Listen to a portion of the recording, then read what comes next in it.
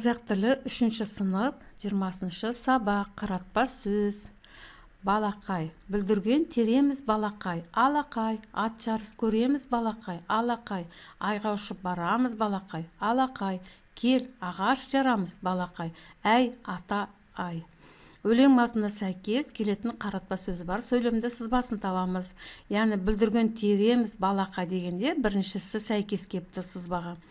Келесі екіншіге жоқ, яғни үшіншіге алақай деген, яғни қуанышты түрде леп белгісі қойылады. Төртіншісі әй ата ай деп қаратып айтылып тұр екен. Сөйлемді қаратпа сөзбен толықтырып жаз. Шырағым, мені көшеден өткізіп жіберші. Терезені дұрыстап жапшы, айару. Я балам, оқып жүрсің бе? Енді осы сөйлемнің ішінде қаратпа сөз қайсы екен? Шырағым сөздің басында келіп тұр, сонда өтір қоямыз.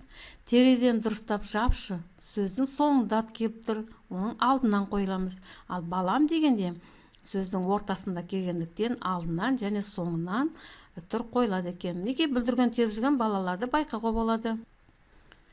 Мәтінді түсініп оқы. Кәкенің демалыс кезінде әкесі: ертең жолға шығамыз, балам тағы да тауға шығып кетпе деді. Қайда барамыз көке? Деді Кәкен. Ауылға барамыз, бабаңа сәлем беріп батасын алып қайтамыз. Баба деген кім ол? Көке. Бабаң әкеңнің атасы, атаңның әкесі. Яғни негізгі ой бұл жерде баба деген кім, және үлкендерден ата бабаңны бата алу. Мәтіннен маңызды ойды білдіретін сөйлемді тауып жазыңдар. Ауылға барамыз, бабаңа сәлем беріп батасын аламыз. Бабаң әкеңнің атасы, атаңның әкесі деп айтты. Енді осы мәтіннің ішінен біз қаратпа сөз табайықшы.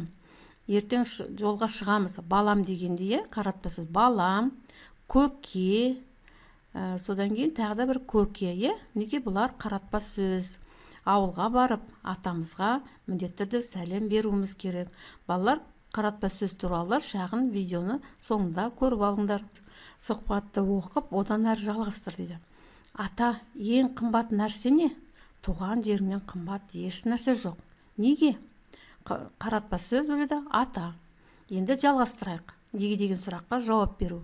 Себебі туған жеріңде туып өсіп, балалық шағыңды туған жерде өткізесің. Туған жерден артық ештеңе жоқ. Сондықтан туған жерді қадірлеп, қастерлеу қажет.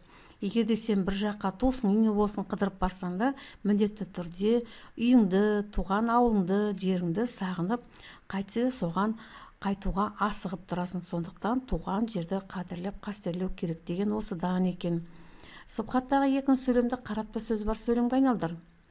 Балам, туған жеріңнен қымбат еш нәрсе жоқ деп неге баласына қаратып айтып тұр.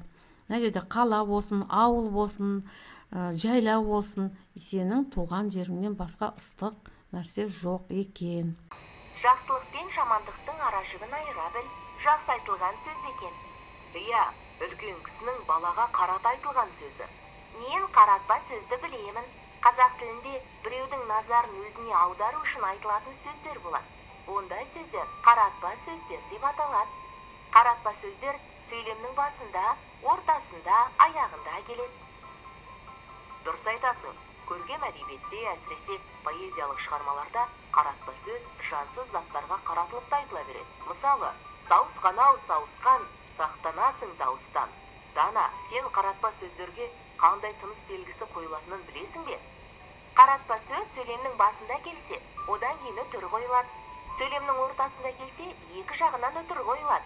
Ал егер сөйлемнің соңында келсе, алдынан үтір қойылады.